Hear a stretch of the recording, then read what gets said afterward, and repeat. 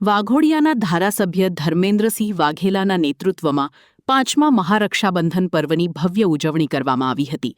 આ કાર્યક્રમમાં 15,000થી વધુ બહેનોએ હાજરી આપી ધારાસભ્ય ધર્મેન્દ્રસિંહ વાઘેલાને ભાઈ માની રાખડી બાંધી હતી। મહારક્ષાબંધનના આ પાવન પર્વે મોટી સંખ્યામાં બહેનો જોડાતા કાર્યક્રમમાં ઉત્સાહ અને ઉમંગનો માહોલ જોવા મળ્યો હતો।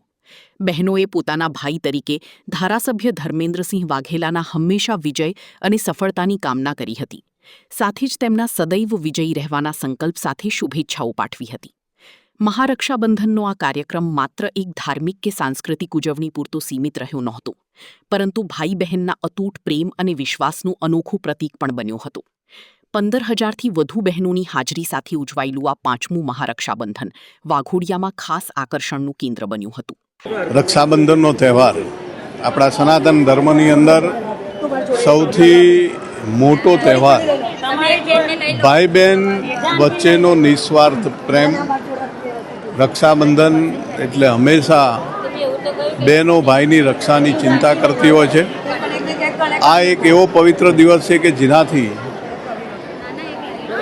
ભાઈને રક્ષા પણ થાય છે, ભાઈને ઉત્સાહ પણ વધે છે, ભાઈને એનર્જી પણ મળે છે અને તમામ પ્રકારના આ દિવસની રાહ હું જોતો હોઉં છું, મારા બહેનો ક્યારે આવે અને મને ક્યારે રાખડી બાંધે। એ જ રીતે મારા વિધાનસભાની બહેનો પણ આ દિવસની રાહ જોતી હોય છે કે ક્યારે આ જલ્દી દિવસ આવે અને અમે અમારા ભાઈને રાખડી બાંધવા જોઈએ।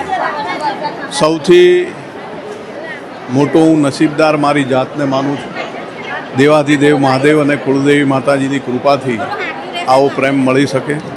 કદાચ મેં ક્યાંય ગુજરાતની દેશ દુનિયામાં પણ આવડો મોટો રક્ષાબંધન અને આટલી હજારોની સંખ્યામાં બહેનો કોઈને રાખડી બાંધતી હોય એવું મેં આજ સુધી જોયું નથી।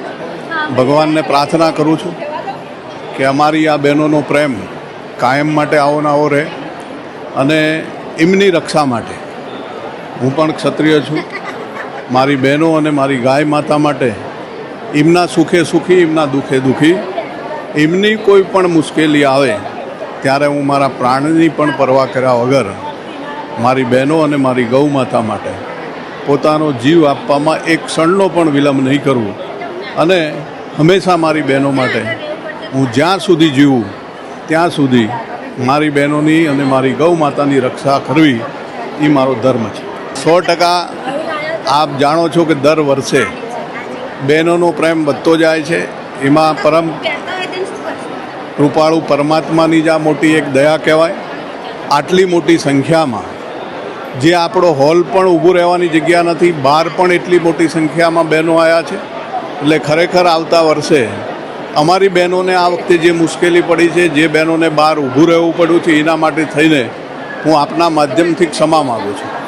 કારણ કે મારી બહેનોને કોઈ પણ પ્રકારની મુશ્કેલી પડે અથવા તો અવ્યવસ્થા સર્જાય કે એમની બેસવા માટે થઈને જે બહાર ઊભું રહેવું પડે એ ખરેખર મને બહુ જ દુઃખ થયું છે। એટલે આવતા વર્ષે કોઈક આથી પણ મોટી જગ્યાની વ્યવસ્થા કરીને મારી એક પણ બહેનને બહાર ઊભું ના રહેવું પડે કે કોઈ પણ પ્રકારની મુશ્કેલી ના પડે એની પૂરેપૂરી હું કાળજી લઈ અને આપના માધ્યમથી આ જે કંઈ નાની મોટી મુશ્કેલી મારી બહેનોને પડે એમની હું માફી ચાહું છું। અને આ પ્રેમ આપ જોઈ રહ્યા છો કે હજારોની સંખ્યામાં પોતાના કામકાજો છોડીને મારી 100 કિલોમીટરની વિધાનસભામાં છેલ્લામાં છેલ્લું ગામ વેડપુરથી પણ બહેનો પધાર્યા છે। એટલે આ ખરેખર એમનું મારા માટે ખૂબ મોટું ઋણ છે અને આ ઋણ હું ક્યારેય નહીં ભૂલું। અને ફરીથી કહું છું કે ભગવાનને પ્રાર્થના કરું છું કે અમારા જે બહેન છે આ બહેનોનો પ્રેમ આવો ને આવો કાયમ માટે રહે એવી અમારી ઉપર હંમેશા દયા દ્રષ્ટિ ભગવાન રાખે એવી પ્રભુના ચરણોમાં પ્રાર્થના।